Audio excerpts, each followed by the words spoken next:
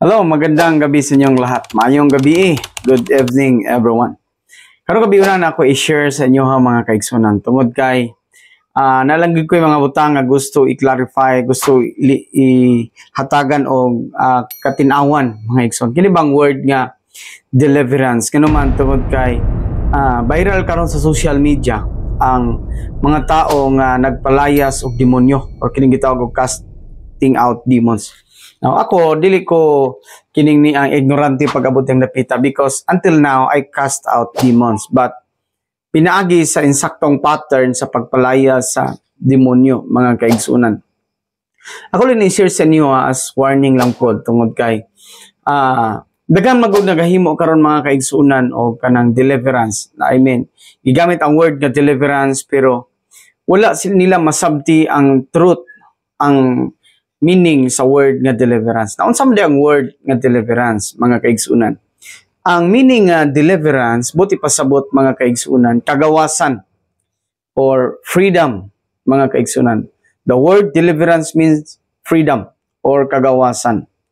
Kalayaan mula sa gapos ng kadiliman. Yun po ang ibig sabihin ng deliverance. Dito sa Biblia, sino po ba ang mga taong na deliverance ni Jesus?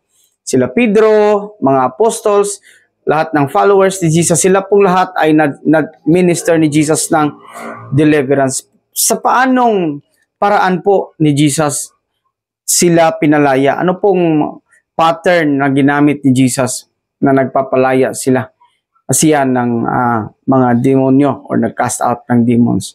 Based sa ating mga nababasa dito sa Biblia according sa Matthew chapter 21 at sa iba pang mga book dito sa Biblia, mga kaigsunan, ito hawak ko. Si Jesus ay nangangaral at nagtuturo ng patungkol sa kaharian ng Diyos. At pagkatapos niyan, lahat ng mga taong nakikinig sa Kanya, pinapalaya niya mula sa gapos ng kadiliman. Ang ipasabot na ako, mga igsoon, sa pangutana nga mao kini, unsa ang kahulugan sa word nga deliverance? Ang word ba nga deliverance mao ni ang kanang ang demonyo ning gawa sa lawas sa tao? Ang tawag na banian na igsoon deliverance. Kay daghan kayo karon sa social media igsoon nga ga-cast out og demons, gapalayas og demons. Okay? Nya proud kay sila nga niingon nga na-deliver na nahimong gawas no na siya. Okay? Maghatag lang kog warning mga igsoon diha sa Matthew chapter 7 verse 21 to 23. Okay? Ningon si Jesus mga kaigsuunan nga sa mga tao nga nagpalayas og demonyo, nagbanhaw og patay, nagsangyaw sa pulong, nagprophecy. Okay? Ingon si Jesus, wala ako makaila kaninyo diya sa verse 23. Pahawa kamo, mga mamumuhat og daotan. Kinsa man ni sila mga kaigsunan, sila ni mga tao nga sa atong panahon karon nagsigig palayas og demonyo. Okay? Pangutana, ang tao ba nga nigawas ang demonyo sa kinabuhi, nahimo na siyang na-deliver or nahimong gawas na? Kay klaro kay nakita nato based in my experience ikson, ang tao nigawas ang demonyo, pagkataon-taon nibalik na pod, pagkaugma nibalik na pong demonyo, mas ning worse ning lala ang iyang kinabuhi.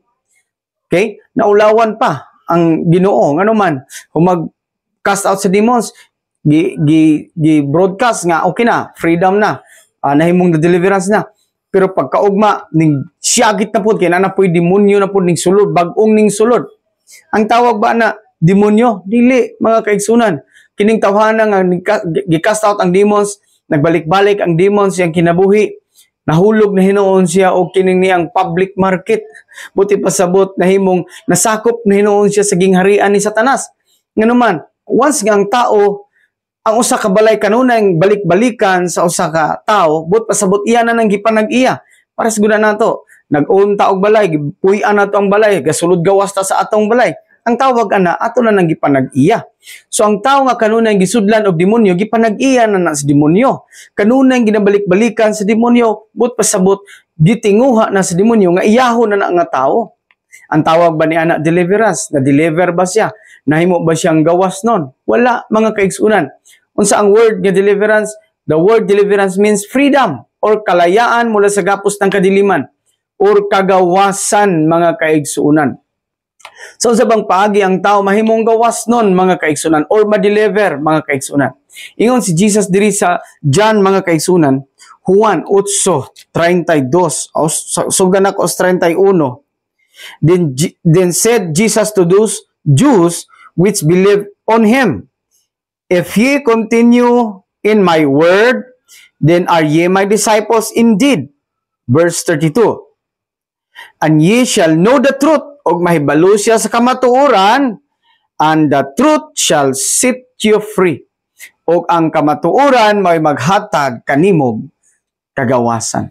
Now, once day ang tao, mga kaigsunan, mahibalo sa truth, mga kaigsunan, ang tao, makabaton siya og kagawasan. Okay, atong pangitaon ang kamatuoran, mga kaigsunan. Kay mao ni ang wala, mga kaigsunan, masabti sa uban nga nagminister, nagpalayas og demonyo.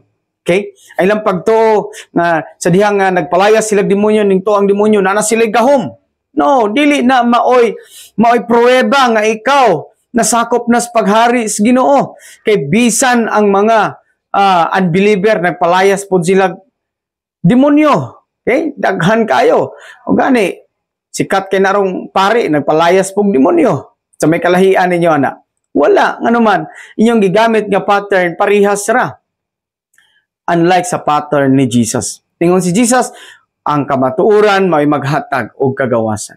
So, ang tao da igsuon nga na cast out ang demons yung kinabuhi, wala siya nahimong gawas nun. Saan sa bang paagi ang tao mahimong gawas nun? Kung masayod siya sa kamatuoran. Ingon si Jesus, the truth shall set you free. Ingon ani ni siya mga kaigsunan. Example, ang tao igsuon nga usa ka driver, mutabok siya di igsuon sa gitawag og traffic light. Sa traffic light pag mag-red light, buti pasabot di ka pwede nga mo diretso. Buti pasabot kung diretsohon na nimo, ignorance ka. Ingon pang balaod, ignorance of the law excuse no one. Bisan pag wa kay grado, no read no write ka, once nga di ka mahibalos kamatuoran, matubag yung kag consequence.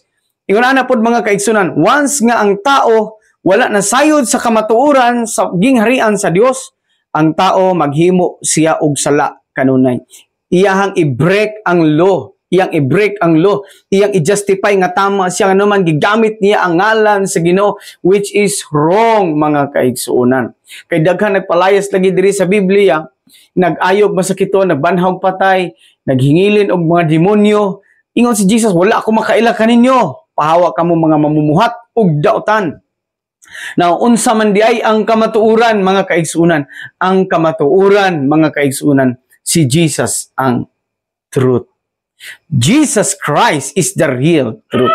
According to John 1:1, in the beginning was the Word, and the Word was with God, and the Word was God. Si Jesus ang pulong. Kining pulong, mga kaigsunan, nga mao si Jesus. Kung masabtan ni sa tao, mga kaigsunan, ang tao di na ginsudlag demonyo. Kinsa si Jesus, igsuon, siya ang pulong sa Dios. Ingon, mga kaigsunan, diya sa Luke chapter 4, verse 43. Ingon si Jesus, mga kaigsunan, kinahanglan magsangyaw ako sa maayong balita, mahitungod sa paghari sa Dios. Tungod kay mao niyang tuyo sa Dios sa iyang pagpadala kanako. Unsay tuyo sa iyang pagpadala nganhi? Sa Dios sa pagpadala kang Jesus aron sa pagwali sa maayong balita mahitungod sa gingharian sa Dios. Unsa ang gingharian sa Dios? Ang gingharian sa Dios mao, mga kaigsuunan, ang maayong balita nga dapat masabtan sa mga tao. Jesus Christ is the gospel of the kingdom. He is the king, mga kaigsuunan. The kingdom is a country governed by a king. Si Jesus ang hari, mga igsuon, niini nga gingharian through the word, mga igsuon. Pinaagi sa pulong, diha sa gingharian sa Dios, ang tao mahimong correct, mga kaigsunan. Ang tao mabalik sa original state niya, mga kaigsunan. Now, once ang tao mahimo ng sakop sa paghari sa Dios, ang demonyo di nagyod mo sulod. Nganuman, tungod kay ang hari, mga kaigsunan, na ana diha sa iyang sulod, mga kaigsunan, ang demonyo di nagyod musulod, mga kaigsunan, no? Bali ko na kog basa. Hallelujah. There is a verse 31. Then Jesus said to those Jews which believe on him, katong nituon niya, if ye continue in my word, kung magpadayon kamo sa akong pulong, then are ye my disciples indeed. Kung magpadayon kamo, magpabilin kamo sa akong pulong, kay si Jesus man maong pulong, kamo matawag nga iyahang disciple. Now, kung iyahan namong disciple, meaning mga tinunan, mga sumusunod ni Jesus, never na musulod ang demons nganuman wala nay strongholds ang demons kinabuhi sa tao. Tungod sa truth, mga kaigsunan, tungod sa truth, ang demons di na siya musulod. Kaya ang demons nag-represent sa gitawag na ignorance, igsoon. So, ingon pang balaod na to, ignorance of the law, excuse no one. Now, si Jesus, si Satan, si Satan nag-work diha sa ignorance. Ang mga taong ignorance sa law sa kingdom, mautoy kanunay ginabalik-balikan sa demonyo. So, careful mga minister, careful, kaya ang inyong pagpalayas og demonyo, maunay mos hukom ninyo. Mao po ng hukuma ang gamiton sa Dios niya. Ingon si Jesus, ayaw kamog kalipay kung ang mga daotang espiritu may patuo kaninyo. Pagkalipay noong kamo, kung ang inyong pangalan na isulat dito sa gingharian sa langit. So, unsang paagi ba ang tao mahimong masulat ang gingharian, ang pangalan dito sa gingharian sa langit? Kung kini nga tao, nagbaton kanunay sa kabubuton sa Dios iyang kinabuhi. Okay? Nagbaton kanunay sa kabubuton sa Dios sa iyang kinabuhi. Kaya ang kabubuton sa Dios mao ang kamatuuran, mga kaigsoon. Pangutana, kabubuton ba sa Dios ang pagpalayas og demonyo? Yes, kabubuton sa Dios, but unsay pattern nga imong gigamit? Usbo na ko, ang demons mugawas through the name of Jesus Christ because the name of Jesus is the name above every name. The name above every name. Kung gamito nimo ang ngalan ni Jesus, ang demonyo muhawa. Ang masakiton maayo, ang patay mabanhaw. But take note, unsay gospel nga imong gamit. Unsay foundation nga imong gigamit aron ang tao mahimong gawas no. Di ba wala diretso lang kag ampos masakiton, palayas demonyo, nilayas ang demonyo. Ano ang gamit nimong pangalan sa Ginoo. But after nimo siya, gi-pray over. Unsay nahitabo siyang kinabuhi? Doon na ba'y word of God? Doon na ba'y truth nga na pugas iyang kinabuhi? Okay? Doon na ba'y kamatuuran nga nahibalaan niya? Nganong ang demonyo ni balik man siyang kinabuhi? Buti pa sabot, wala. Siya nakabalo sa truth. O tungod kiwa siya nahibalo sa truth, ikaw mo'y paninglan sa Ginoo. Ikaw maoy mo bayad. Ikaw maoy mag-suffer. Ingon pa Biblia, mas dako ang silot sa mga taong nahibalo sa kamatuoran. Kung nasayod ka sa kamatuoran, igso nasayod ka sa kabubuton sa Ginoo. Dihay babae sa Biblia, naghangyo kang Jesus ug kaayuhan siyang anak. Ningon si Jesus, ningon ang byuda, Ginoo, ayuha ang akong anak nga nagmasakiton. Ningon si Jesus sa maong byuda, dili maayo nga ang pagkaon sa anak ipakaon ngadto sa mga iro. Ang word ni Jesus pagkaon gisgutan, ang gikinahanglan sa maong byuda, kaayuhan sa anak. So, ang gikinahanglan sa byuda, deliverance, kagawasan sa anak. Pero gisgutan ni Jesus, pagkaon. Kini din kagawasan, mao'y pagkaon sa mga anak sa Diyos. Ang pagkaon sa mga anak sa Diyos, mao din ning kamatuoran. Ang tao din nga ilhanan nimo, ilhanan nato nga kini iya sa Ginoo nangita sa kamatuoran. Ilhanan sa tao nga kanang anak gyud sa Ginoo, kining tawhana gusto makabati sa kamatuoran. Mas excited siya sa truth. Nga naman, ang truth may maghatag og kagawasan. Usbo na ko, ang driver, wala na sayod sa truth, about sa balaod, ang traffic light, nga ang red light, iya ginang tabukon. O, dakpon siya. Bingon ang tax force, anong nitabuk ka sa red light, bawal na siya, danger na siya, madisgrasya ka, nganong gisupak nimo ang balaod. Maingon ang tao nga wala kay balus balaod, ang ignorante nga tao. Wala ko na hibalo nga mao dinay meaning ana, so meaning ignorance. So mabot ang paghukom sa Ginoo, hukman ka. Hukman ko, kitang tanan pagahukman. Now, nagapalayas kag demonyo, unsay pattern nga imong gigamit. Ingon si Pablo sa Galatia chapter 1 verse 6 to 9. Take note, Galatia chapter 1 verse 6 to 9. Palihog ko, basahan na igsoon. Okay? Ako'y mubasa para nimo. Galatia chapter 5 at chapter 1. Hallelujah. Galatia chapter 1. Akong pangitaon mga kaigsuonan diri sa Biblia. Tara. Mag-start ko sa verse 6 mga kaigsuonan.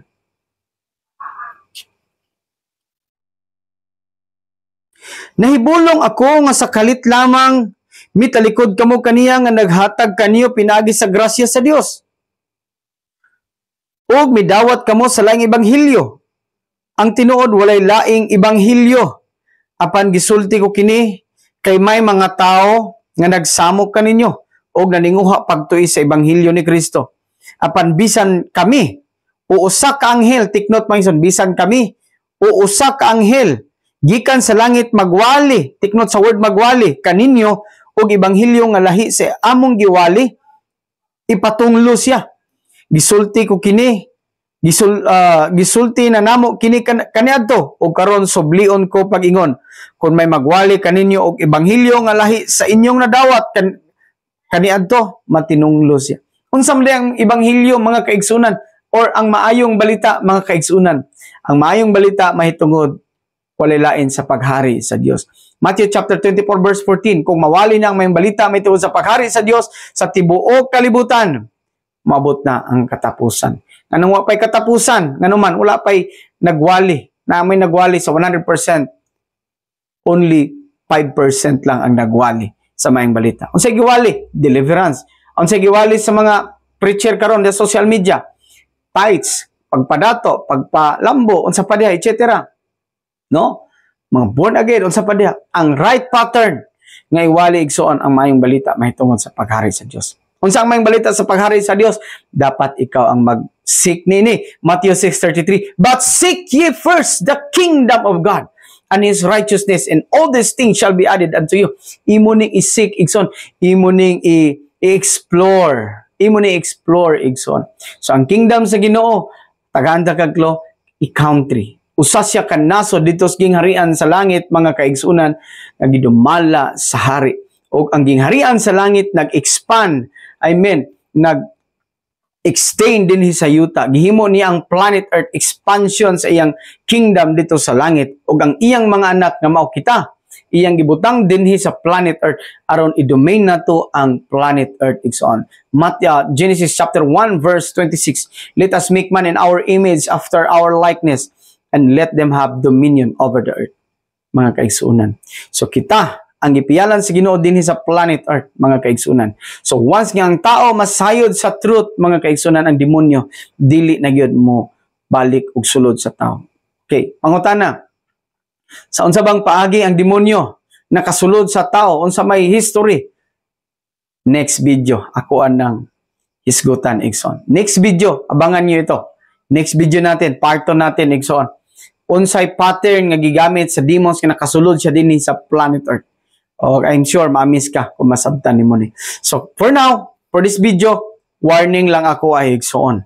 Ikaw nga nagminister karon, nagpalayas og demonyo, igsoon pag hinulsol na. Kaya ang pattern nga imong gigamit dili mao. Mao nang ang tao nga inyohang giminister, nagbalik-balik hinuon ang demonyo og nisamot og ka worst ang iyang kinabuhi. Nisamot kalala ang iyang kinabuhi. Okay? Warning lang, warning lang. Napayuban, gigamit ang ngalan sa Ginoo aron mangwarta, aron mangayo sa mga tao. Inyo po ng motibo. Inyo po ng motibo. That's not my motive. Okay? So, mga igsoon, ang Ginoo magpanalangin sa inyo. Ang hari nga nasa langit, nga si Jesucristo, ang hari sa mga hari, ang Diyos sa mga Diyos, magpanalangin kaninyong tanan. Pasaylo ako kung doon naman ko yung mga word nga nalitok na makapasubo sa imuhang pagbati. I'm sorry nga nasulti ko ni. Nasulti ko ni tungod kay gimahal ka ni Jesus Christ. O kay gimahal ko ikaw. Jesus Christ said, paghigugmaay ka mo, sama sa akong paghigugma kaninyo. O sa inyong paghigugmaay, masayran sa tanan nga kamo ako mga tinunan. So, pasaylo ako, and I love you, I love you, I love you, I love you, I love you. Mahal kita, kapatid, kasi mahal ka ng aking hari. Mahal kita kasi ito ay utos ng aking hari na si Jesucristo na mahalin at ibigin ka. God bless, God bless, God bless. Sana maintindihan nyo ang ibig kong sabihin sa video ito. So, deliverance, usbuna ko, deliverance is not cast out demons. It's a truth. Usa ka kamatuuran na once ka masabtan sa tao, ang tao aduna ngay kagawasan. God bless.